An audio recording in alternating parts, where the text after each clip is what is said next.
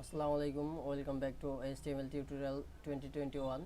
আজকে আমরা শিখব কিভাবে ইমেজ নিয়ে আসতে হয় ওয়েব পেজে HTML দিয়ে। তো আমরা সেটাই শিখব। তো আজকে আমরা যে ট্যাগটা শিখব সেটা হচ্ছে ইমেজ ট্যাগ। তো আমি আপনাদের এখান থেকে দেখিয়ে দিচ্ছি ইমেজ ট্যাগ। ইমেজ ট্যাগটা কোথায়? আই আই ইমেজ এই যে ইমেজ ট্যাগ। এই ইমেজ ট্যাগটা আজকে আমরা শিখব। ইমেজ ট্যাগ, তো এটার জন্য আমরা চাই HTML। আমরা একটু শর্টকাট করার জন্য এখানে থেকে কপি করব। কপি ইমেজ ট্যাগ আজকে আমরা শিখব। ইমেজ ট্যাগ এটা কপি করে আমরা নোটপ্যাডে নিয়ে আসি। তো এইগুলা ছিল, তো এগুলা থাক, এগুলা কোনো প্রবলেম হবে না। তো আমরা এখানে পেস্ট করি। পেস্ট করার পরে ইমেজ ট্যাগ দেওয়ার পরে ইমেজ ট্যাগের কোনো ইন ট্যাগ নেই, আর এখানে ইমেজের লিঙ্ক দিতে হয়। আর এইখানে এটা আমরা ডিলিট করে দেই।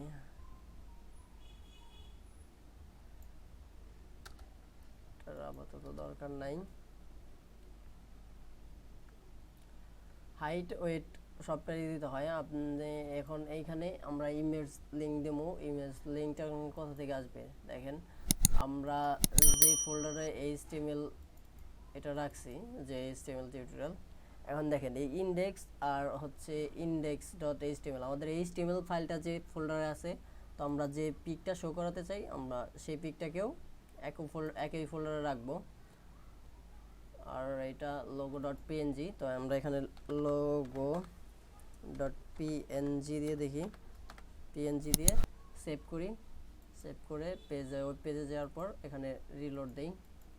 দেখতে পাচ্ছেন নিচে একটা ইমেজ আসছে। ইমেজের হাইট ওয়েট দিছি, তো এটা প্রায় ডিমের মতো দেখাচ্ছে। এটা এখন আমরা এটা ফিক্সড করব। এটা ফিক্সড করা যাবে। আমরা ওয়েব পেজে যাই, এখানে হাইট আমরা এটা একটু কমিয়ে দিই।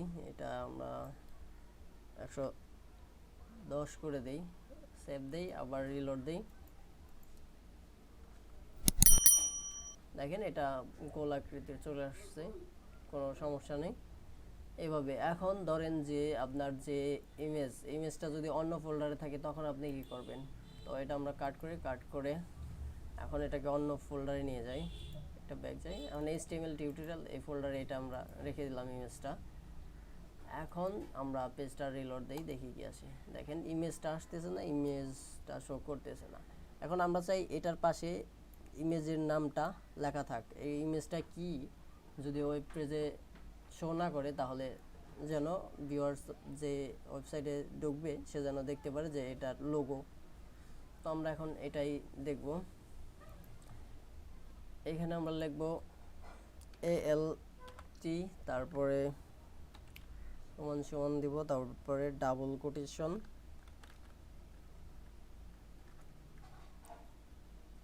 এখানে আমরা লিখব লোগো দিয়ে সেভ দেই। তারপরে এখন ওয়েব পেজে রিলোড দেই। দেখতে পাচ্ছেন এখানে আমাদের এটা কি ইমেজ, এটা হচ্ছে আমাদের লোগো। ইমেজটা আসে নাই। তো এখন যে ওই ফোল্ডারে যে ইমেজটা আছে, ইমেজটা কিভাবে আনবো? আর এই যে অল্টার এটা ইউজ করলাম কারণ যদি আমরা ইমেজ ট্যাগে যে ইমেজের লিঙ্কটা দিছি, এই লিঙ্কটা যদি যে খুঁজে না পায়, এই লিঙ্কে যদি পিক খুঁজে না পায়, তাহলে কি অল্টারনেটিভ হিসাবে আমাদের কি শো করবে? লোগো। এই লোগো লেখাটা শো করবে। আমরা এটা তারে বলে দিয়েছি, তার জন্য দেখালো। এখন আমরা যে এই ফোল্ডারে যে ইমেজটা আছে সেটা আমরা শো করব কিভাবে? আমরা এই অ্যাড্রেস বার এই যে এখানে আছে, এটা আমরা ফুল কপি করব। এটা শর্টকাট হয়ে গেছে, এটা ডিলিট করি। এটা আমরা কপি করব। কপি করে এখানে পেস্ট করে দেব। এখানে পেস্ট করব। পেস্ট করার পর এখানে একটা স্ল্যাশ দিয়ে দেব। স্ল্যাশটা এটা দিই, স্ল্যাশ দিয়ে এখন এখানে সেভ দেই। সেভ দেওয়ার পরে আশা করি আমাদের পিকটা কাজ করবে। দেখেন লোগো পিকটা কাজ করতেছে। আর লোগো পিকটা কাজ করার পরে দেখছেন যে আমাদের লোগোটা চলে গেল। তার মানে কি আমরা ওয়েব ব্রাউজারে বলে দিছে ইমেজটা খুঁজে আনতে সোর্সের মাধ্যমে, এই সোর্সের মাধ্যমে। আর ইমেজ সোর্স আমরা দিয়ে দিয়েছি যে এই সোর্সে তুমি কি পাবা, পিএনজি ইমেজটা পাবা, ওইটা আমাদের ব্রাউজারে শো করো।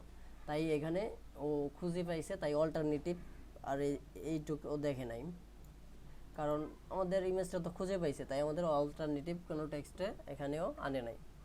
তো ভিউয়ার্স, আমি আশা করি আপনারা বুঝতে পারছেন যে ইমেজ কিভাবে আনবেন ওয়েবসাইটে। আর সাজেস্ট করব যে ফোল্ডারে ইমেজ আপনার এইচটিএমএল রাখবেন, ওই ফোল্ডারেই আপনারা আপনাদের কাঙ্ক্ষিত পিকচারগুলো রাখুন, কোনো প্রবলেম নাই। আর চাইলে অন্য ফোল্ডারও রাখতে পারেন। ভিউয়ার্স, কিছু বুঝতে না পারলে অবশ্যই কমেন্ট করবেন। আর যদি ভিডিওটা ভালো লাগে লাইক দিবেন, আর চ্যানেলটি সাবস্ক্রাইব করে বেল আইকনটি অন করে দিবেন পরবর্তী ভিডিও নোটিফিকেশন পাওয়ার জন্য। ধন্যবাদ।